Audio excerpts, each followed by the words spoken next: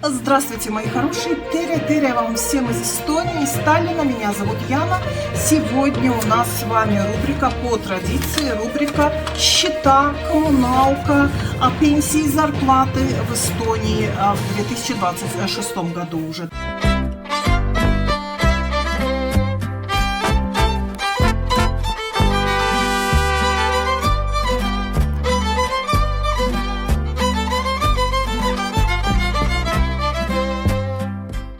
Сегодня счета за февраль месяц. Посмотрим, как, сколько и что кто получил. Поговорим, конечно, о ценах на электроэнергию. Поговорим о зарплатах, поговорим о квартплатах. И, конечно, как всегда по традиции, небольшой блок новостей тоже будет. Сначала квартплаты на примере 2- и 3-комнатной таллинской квартиры. Начнем с двушки.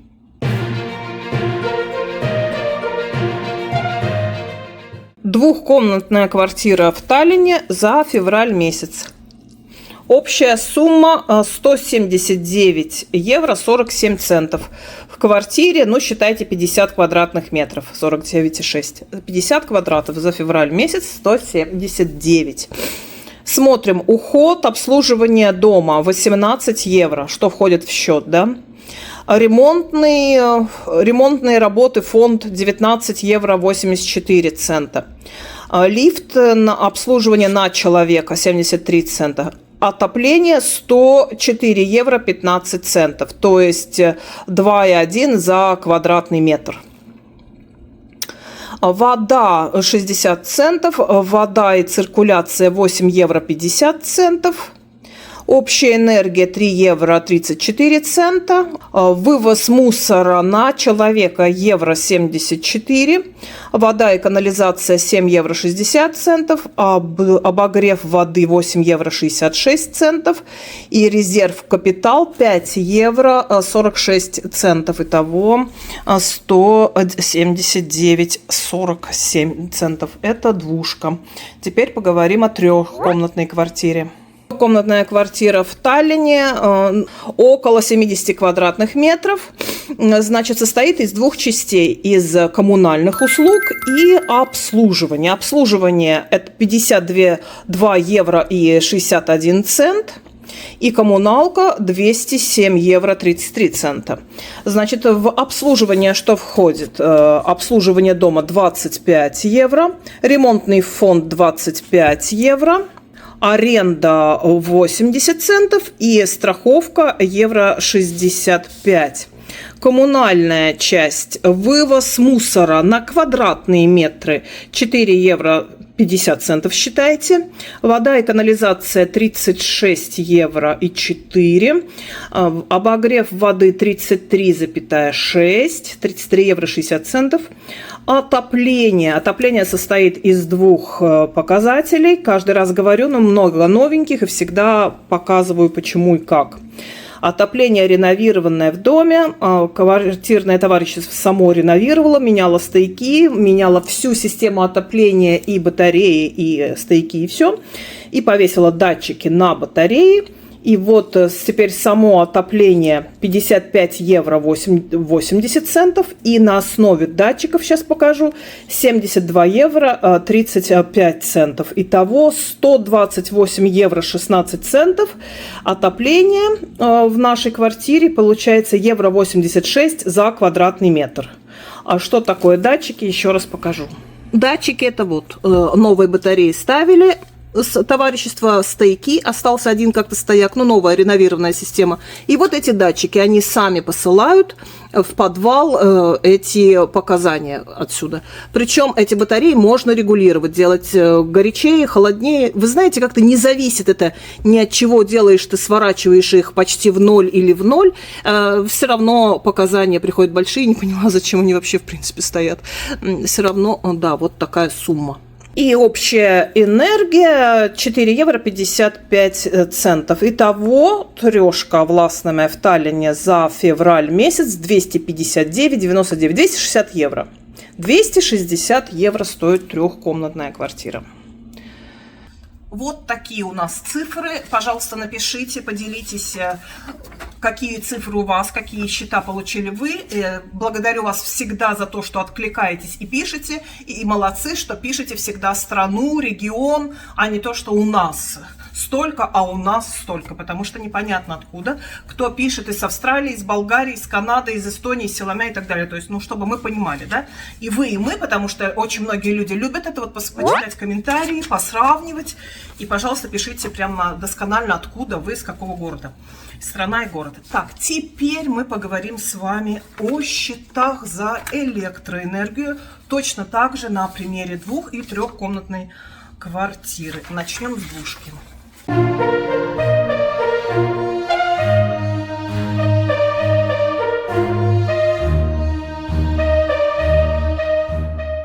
Двухкомнатная квартира на 31 евро 61 цент нажгли электроэнергию. Значит, что сюда входит? Если бы сюда входило только киловатт-часы, это было бы полбеды. Но дело в том, что наш список каждый раз все длиннее и длиннее становится. И что сюда только не входит? Значит, и баланс энергии, и услуги сети, и передача энергии по сети, и месячная оплата КУТАСу 2.12, и акцизы, и чего здесь только нету. В общем и целом нажжено 86 грубо киловатт, и вышло это 31 евро. На другой стороне счета нам более подробно рассказывают, из чего это все состоит. Снова пишут нам про обслугу сети, про доставку энергии по сети, сколько киловатт, сколько нейт, этот и так далее. И здесь тоже много всего. Передача энергии, потом опять абонентская плата еще одна, да, акцизы и так далее. То есть 31 евро за 86 киловатт. Делим, получаем счет за 1 киловатт, потому что по-другому тут сложно, да. Все эти надбавки не отражают действительности, поэтому сумму делим на киловатты и получаем, да, сколько вышло, 31 евро. Посмотрим в трешке, здесь у нас побольше. Трехкомнатная здесь у нас 76 евро. Состоит у нас это из электроэнергии. 37,59, потом баланс тасакалумена, услуги сети на 16 евро 40 центов, на восстанавливающую энергию и акцизы 5 евро 86 центов, и в результате у нас получилось 76 евро. Давайте посмотрим детальнее, что это значит. Так, и сколько же киловатт нажгли мы? У нас нажжено 323,9. Ну, считайте, 324 киловатта. И здесь тоже дневная, ночная, месячная абонентская плата здесь уже 7 евро. Восстанавливающая энергия, акцизы и всевозможные добавки. Это стоит 27 евро. И дальше, и сама, значит, энергия с 11 центов киловатт-час, ну, голый как бы, да, 323,98 на 35 евро, опять еще одна абонентская плата, евро 65 и так далее, итого 48 евро. И результат за 324 киловатта 76 евро. Вот такая картина. Вот такие у нас цифры. Пишите, пожалуйста, что за энергия у вас, сколько у вас киловатт, какой у вас пакет, биржевой или фиксированный. У нас фиксированный, поэтому цены, ну и то как-то. Ну, видимо, и нажгли мы что-то много. Не будем забывать еще о том, что к этим всем счетам прибавляются связь. Связь – это интернет, это телевидение, телефоны. Но здесь зависит от того, у кого какая скорость интернета в доме, у кого какие пакеты. Мы, например, вообще отказались от телевидения, у нас зато вырос, скорость интернета выросла. Или ну вот кто как делает, да? Ну, то есть очень скоростный интернет, это может быть и 45, и 50 евро в месяц, у кого-то 25-30 вместе с телевидением, с телефонами. Ну, то есть вот такой вот расклад. Не забываем о том, что у очень многих людей еще есть ипотеки, кредиты на машины, на квартиры и так далее. То есть это все суммируется и вычитается из дохода много. Так, теперь поговорим по традиции. После всех счетов всегда вопрос, сколько получают в вашей стране, чтобы понимать, дорого это или недорого, мало это или не мало. То есть поговорим о минимальной зарплате, о средней зарплате и о пенсиях в Эстонии в 2026 году.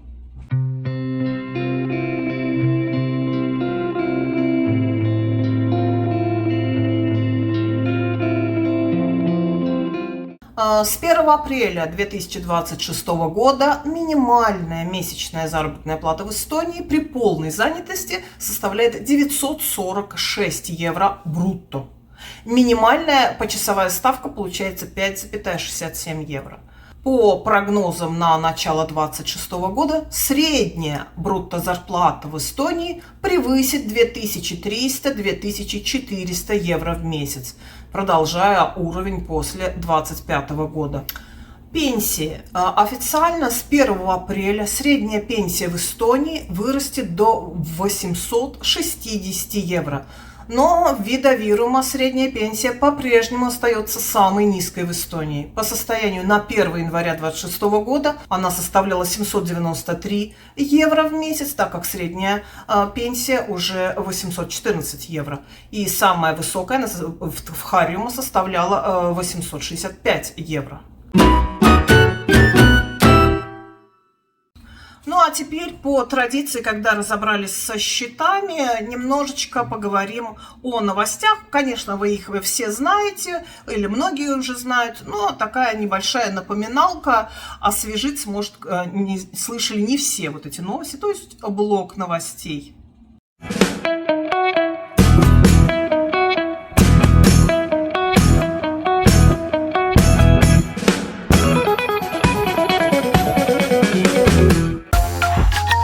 Первая новость не очень веселая. 19 марта по всей Эстонии пройдет акция фермеров «Сельское хозяйство на перепутье», в рамках которой сельские производители соберутся на своих тракторах у кольцевых развязок крупных городов.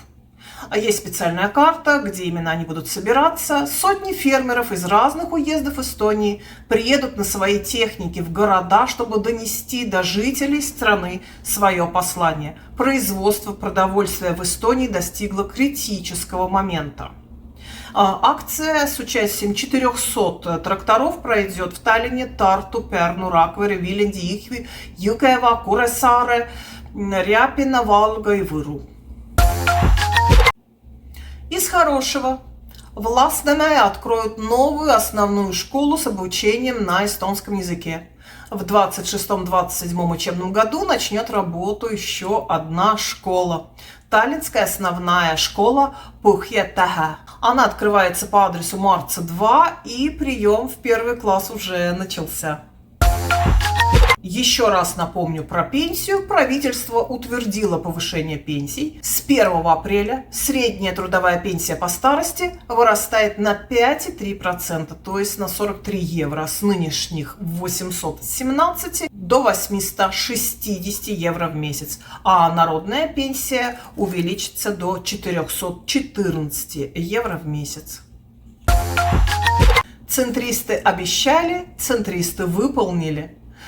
Как и было обещано при создании новой коалиции в Таллине, рождественский рынок на Ратушной площади в этом году, в декабре, в ноябре месяце, будет работать дольше, чем было при предыдущей власти. В последние пару лет торговцы сворачивались еще до Нового года, а теперь эта праздничная атмосфера продлится до 6 января. Управа Кесклина объявила тендер на организацию рождественского рынка, где помимо традиционных торговых боксов хотят разместить также домики для развлечений, занятий, каких-то мероприятий. Так что, в отличие от предыдущих лет, ярмарка не будет сосредоточена только на продажу сувениров, капусты, глинтвейна, каких-то рождественских блюд, но еще будет где повеселиться. В Все мы знаем и все вы любите гостиницу «Виру». Но что будет с этой гостиницей «Виру»? Договор аренды скоро истекает и приходит к концу. И легендарная «Виру», которая уже не соответствует требованиям времени, нуждается в основательном ремонте, пишут деловые ведомости. Владельцы рассматривают масштабную реконструкцию отеля, построенного в 1972 году и последний раз обновляли в начале 2000-х. Но это все может привести к повышению арендной платы. Владелец здания, в свою очередь, заинтересован в модернизации, поскольку содержание старого отеля более чем на 500 номеров требует крупных инвестиций.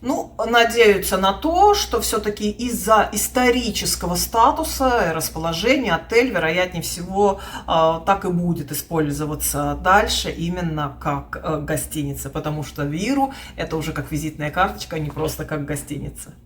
Уже лицо Таллина. В связи с известным нам всем кризисом топливо растет в цене. И 2 евро за литр говорят, что это не предел. Насколько вырастет еще цена на топливо, никто не знает.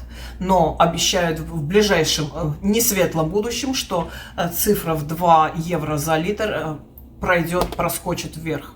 Но есть одно хорошее «но». Правительство отменяет запланированное на май повышение акциза на топливо.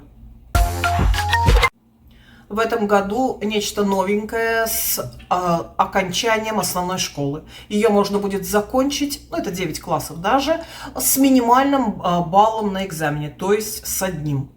Пересдача больше не предусмотрено. Только предусмотрено для тех, кто пропустил основной этот экзамен по какой-то уважительной причине. И если раньше, еще в прошлом году Кристина, например, сдавала экзамены, нужно было набрать не менее 50% или отправляться на школьную пересдачу этих экзаменов, то теперь этого не будет. Это касалось основной школы 9 классов, а для учеников 12 классов в конце этого учебного года изменение будет всего одно. На государственном экзамене по математике теперь можно пользоваться листом с формулами.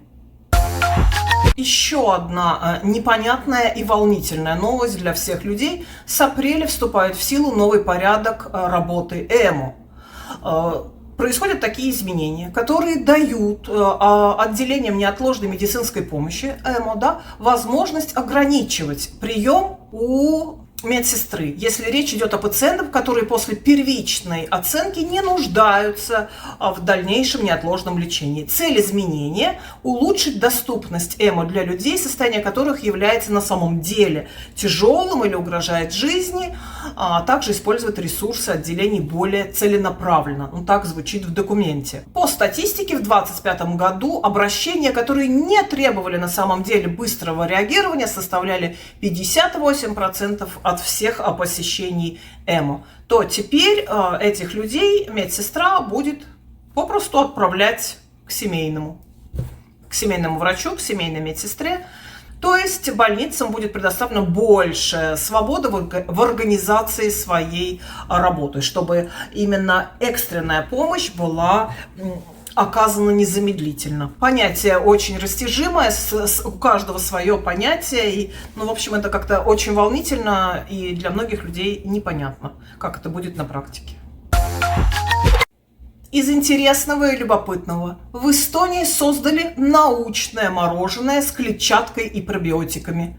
В Эстонии появился необычный десерт, который одновременно можно назвать и научным проектом, и вполне реальным продуктом с полки магазина. Таллинский технический университет представил свое реальное мороженое. Йогуртовое мороженое с красной смородиной и ревенем, созданное совместно с Бальбино. И в результате получился функциональный продукт – ферментированное йогуртовое мороженое с пробиотиками и с добавлением клетчатки. Уже должна быть как пару дней на полках магазина. Но я читала в комментариях, что нигде еще никто не видел этого мороженого в продаже. А вы видели уже? Пробовали? Наверное, это все пока новости к этому часу. Спасибо, что смотрели. пожалуйста, пишите, может быть, что-то знаете вы такое интересное, чего не сказала я, какие-то новые мероприятия, какие-то новые новости, да, тавтология, что-то такое интересное, может быть, вы знаете, напишите в комментариях и обязательно поделитесь, пожалуйста, цифрами, счетами за энергию, за все вот это, да, коммуналки, за все, что и как сравним, посмотрим. И главное, самое, что впереди весна, и уже такие огромные счета нам с вами точно не придут, и отопление вообще скоро, эта строка прекратится до осени, да, это будет очень здорово. Я прощаюсь с вами, спасибо, что смотрели, подписывайтесь на канал, ставьте лайки, всего вам светлого, доброго, хорошего, низких всем счетов за коммуналку, в магазинах, хорошей погоды, солнышко в душе и на улице. Всем пока, до следующего видео.